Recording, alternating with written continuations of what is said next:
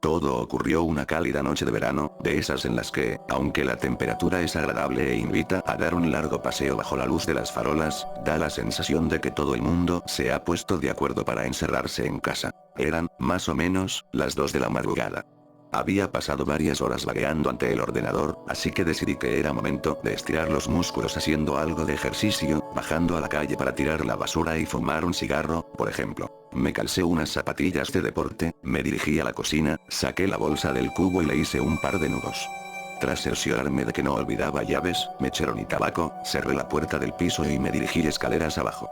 Habría podido elegir tomar el ascensor, pero, teniendo en cuenta que a esos cacharros les suele dar por pararse de golpe, habría sido un error quedarme encerrado dentro con la única compañía de una maloliente bolsa de basura. Recorrí los pocos metros que separaban mi portal de los contenedores, disfrutando del ambiente de soledad que reinaba en mi calle, unido a la tenue iluminación y la invisible caricia procedente del asfalto caliente bajo mis pies.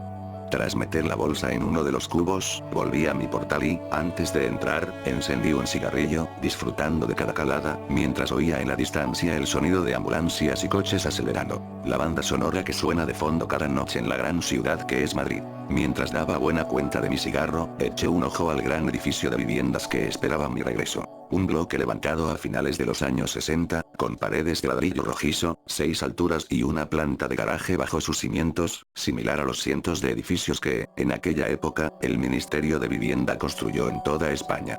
Junto al portal, aún se conservaba la placa que daba fe de ello. Mis padres fueron los primeros dueños de la casa. Tras el paso de los años, su afán ahorrador les permitió hacerse con un chalet en las afueras, por lo que yo, siendo hijo único, tuve la suerte de pasar a ser el dueño, y único habitante, de la vivienda. Cuando acabé el cigarrillo, tiré la colilla al suelo y entré en el portal. Por un momento, pensé en subir andando hasta el 5.º piso, donde vivo, pero la vagancia pudo más, así que llamé al ascensor.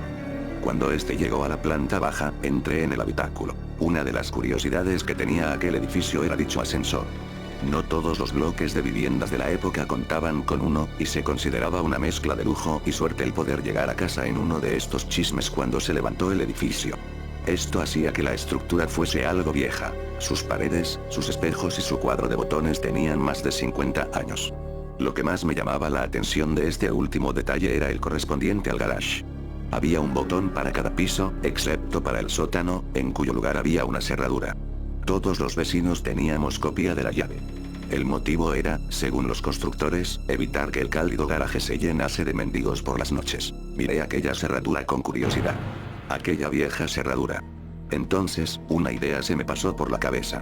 En lugar de pulsar el botón del 5.º piso, eché mano al manojo de llaves que había en mi bolsillo e introduje la llave correspondiente. Para acceder al sótano, había que girar la llave hacia la izquierda, pero, ¿qué ocurriría si la giraba hacia la derecha? Hice la prueba y nada.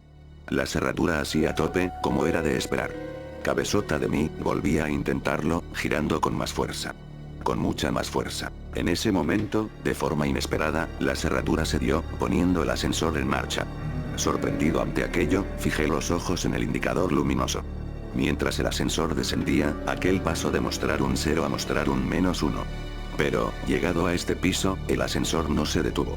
Durante casi un minuto, el trasto continuó bajando, traqueteando y rugiendo como de costumbre. El indicador luminoso mostraba 2 guiones intermitentes. Entonces, de repente, el ascensor se detuvo y su puerta se abrió. Ante mis ojos se extendía un largo y estrecho pasillo, apenas más ancho que el propio ascensor. La iluminación procedente del interior de este no bastaba para iluminar aquel pasillo, que era engullido por una tenebrosa oscuridad, y no se apreciaban escaleras que llegasen allí desde un piso superior. «Hola». Mi voz retumbó por las paredes y desapareció en el oscuro espacio. A pesar de que la situación me imponía algo de respeto, la curiosidad ante el nuevo sótano recién descubierto pudo más. Decidido a investigar aquel lugar, encendí mi mechero y abandoné la protectora luz del ascensor. Me giré por un momento, y vi que, en aquella planta, no había botón para llamar al ascensor, sino una cerradura. Mosqueado, continué avanzando hacia la oscuridad. El ambiente era denso y húmedo, acompañado de una ligera fetidez. A unos 20 metros, el pasillo torcía hacia la derecha, desembocando en una galería a la que daban varias puertas, como en las cárceles que salen en las películas. Algunas puertas estaban cerradas y otras abiertas, y el suelo estaba lleno de polvo, cristales rotos y otros objetos. La mugre que invadía el lugar me disuadió de palpar la pared en busca de interruptores de luz, por lo que confié en la pequeña llama que portaba en mi mano. Al internarme en la galería, me agaché y acerqué mi mechero al suelo para examinar con más detalle qué eran aquellos pequeños bultos que pisaba irremediablemente a cada paso. Descubrí jeringuillas, trozos de probetas, piezas de rompecabezas infantiles, muñecas. Aquello resultaba de lo más tétrico. Me incorporé nuevamente, disponiéndome a analizar las pequeñas dependencias que rodeaban la galería. Uno de los detalles que percibí fue la falta de ventilación o iluminación exterior. Aunque era noche cerrada, no había rastro de salidas al exterior por las que se colase la luz de las farolas, ni ninguna corriente de aire que hiciese vibrar a la llama de mi mechero. Aquel era un lugar completamente cerrado, y a saber a cuántos metros bajo tierra me encontraba en aquel momento. Recorrí varias de las salitas, y vi que todas tenían elementos en común. Pequeños, anticuados y oxidados camastros, mesitas y sillas y material médico. El lugar estaba infestado de gasas, correas, pastillas desperdigadas por el suelo. Aquello parecía un hospital en miniatura. Un hospital antiguo y fantasmagórico, detenido en una época pasada, en el que la acumulación de polvo es el único indicador del paso del tiempo. Aún me arrepiento de entrar en una de aquellas dependencias. La luz del mechero mostraba, sobre el mugriento colchón, un bulto del tamaño de un ser humano, envuelto en ropa de hospital. Me acerqué sigilosamente, temiendo lo peor, y arrimé el mechero al gran objeto. El aumento de luz mostró una escena horripilante. Rodeado de heces y manchas de orina, se mostraba ante mí un cadáver humano en posición fetal que me daba la espalda. El hedor era insoportable. Reprimí una arcada mientras permanecía en cuclillas, ante aquella dantesca escena. De repente, el terror invadió mi cuerpo. Aquel cuerpo se giró de forma brusca y, lo que en principio había clasificado como humano, mostró ser algo diferente, indefinido e indescriptible. El cuerpo de aquel ser estaba cubierto de llagas y heridas. En lugar manos y pies, sus extremidades se encontraban rematadas por muñones violáceos, y extrañas deformidades y bultos recorrían su tronco, dándole un aspecto monstruoso. Pero lo peor era su rostro. Sus ojos, grandes e inyectados en sangre, estaban protegidos por unos párpados abultados y sin pestañas. En lugar de pelo, su cabeza poseía infinidad de cicatrices y grapas que partían desde sus pobladas cejas y sienes y se perdían hacia su nuca. Sus orejas, irregulares y enormes, no mostraban pliegue alguno, tocando al ser de un aspecto simiesco. Tampoco poseía nariz, y de sus orificios nasales surgían 2 hilos de sangre reseca. Rematando aquel cuadro tan desagradable, se encontraba su boca. Un orificio de comisuras agrietadas, sin labios, de cuyo interior carente de dientes y lengua, provenía el peor olor a podrido que he percibido en mi vida. Sus ojos se fijaron en los míos, y de su garganta surgió un bramido gutural, ronco y a la vez potente. Grité. Grité con todas mis fuerzas y mi voz se entremezcló con la del monstruo. Teniendo en cuenta la postura en la que me encontraba, caí de espaldas sobre el mugriento suelo, y el mechero se escapó de mi mano, dejando el lugar en la más absoluta oscuridad. Mientras palpaba el suelo en busca del mechero, oí cómo crujían los muelles del colchón y, antes de que pudiese reaccionar, aquel despojo se me echó encima, lanzando una vez más su aterrador alarido. Sentí su aliento contra mi rostro, mientras apestosa saliva caía sobre mi frente, y un escalofrío me recorría de arriba a abajo. Cejé en mi empeño de hacerme con el mechero y pataleé con todas mis fuerzas, tratando de zafarme del horripilante ser. Me arrastré unos metros hacia atrás, me levanté y salí de la estancia, a oscuras, tratando de recordar la disposición de aquella planta, temiendo tropezar o dar de bruces con alguna de las paredes. Mientras huía en dirección al ascensor, pude oír cómo aquello se arrastraba entre los cristales rotos del suelo, siguiendo mis pasos. Llegué al pasillo y sentí que volvía a la vida cuando me invadió la luz encendida del ascensor abierto. Entré, pulsé el botón del 5.º piso y, lleno de impaciencia y pavor, esperé a que la puerta se cerrase y el ascensor se pusiese en marcha. Sin embargo, el aparato no obedecía mis órdenes. Aunque el botón del 5.º piso estaba encendido, la puerta no se cerraba. Y el crujir de cristales se oía cada vez más cerca. Me di media vuelta. Ante mí, el pasillo se extendía una vez más, engullendo la luz del ascensor. Sin embargo, ahora no sentía curiosidad ante aquella escena.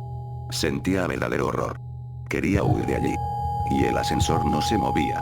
De repente, se hizo el silencio. Estaba tan aterrorizado que todos mis músculos se agarrotaron.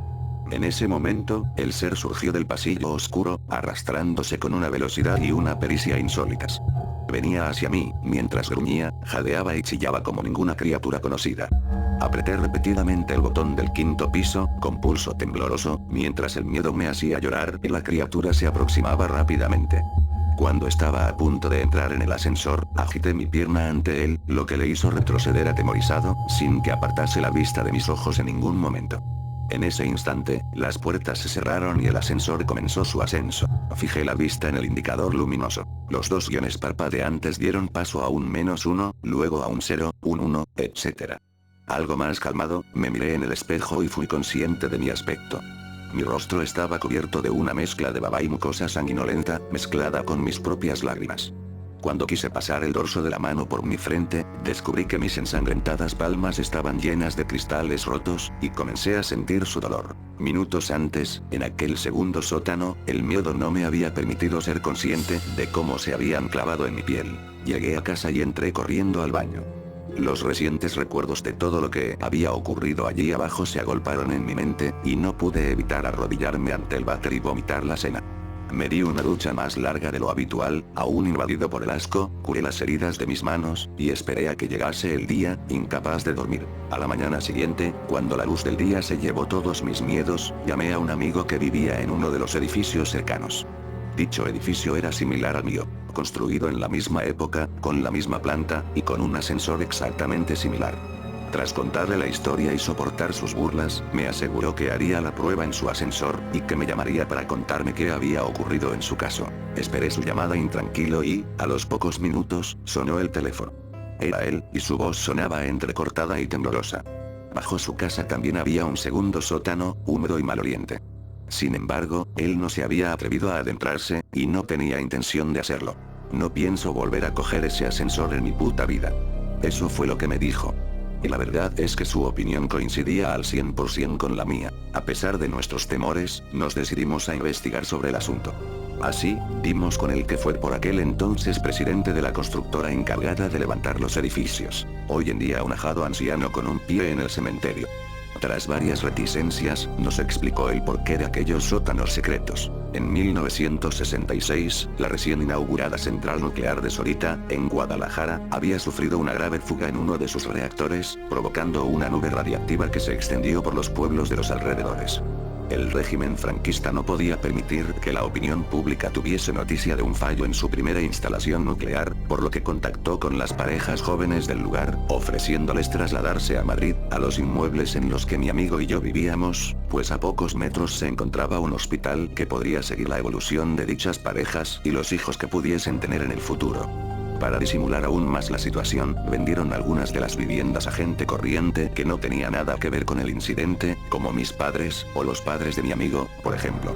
Sin embargo, la intención del régimen era muy distinta. Conocedores de las secuelas que la nube radiactiva tendría en esta gente, vigilaron cada nuevo embarazo que se produjo entre ellos, supervisando su evolución y haciendo desaparecer a todos aquellos recién nacidos que sufriesen graves malformaciones. Aprovechaban la tranquilidad de la noche, para, haciéndose pasar por encargados de mudanzas, llevar a los bebés a su nuevo hogar. Aquellos sótanos, por otra parte, eran el lugar perfecto para realizar investigaciones sobre los niños, pues nadie sabía de su existencia. El propio mecanismo de los ascensores se había mantenido en secreto, recayendo la tarea de llevar a cabo revisiones y reparaciones entre técnicos elegidos por el propio régimen. Y una trampilla que solo se abría cuando el ascensor sobrepasaba el garaje, ocultaba el segundo sótano a quien hubiese podido asomarse al hueco. Sin embargo, tras la muerte del dictador Francisco Franco, se canceló aquel proyecto. Tratando de arrojar tierra sobre el asunto, los sujetos en experimentación fueron sacrificados, y toda documentación relativa al proyecto fue destruida. Casi todos los cabos quedaron atados. ¿Cómo que casi todos los cabos? Preguntamos mi amigo y yo a aquel hombre. Sí, dijo él. Resulta que, una vez, aprovechando el revuelo de los últimos días, mientras todo el mundo corría arriba y abajo tratando de hacer desaparecer pruebas y evidencias, uno de los niños desapareció sin dejar rastro, y nadie más volvió a saber de él. Mi amigo y yo nos miramos, aterrados. Nos despedimos del viejo y volvimos a nuestras casas. Y desde entonces, no he vuelto a subirme a un ascensor. Y, por si a alguien le interesa, vendo mi casa. Es un quinto piso, muy luminoso. Y, además, tiene ascensor y garaje.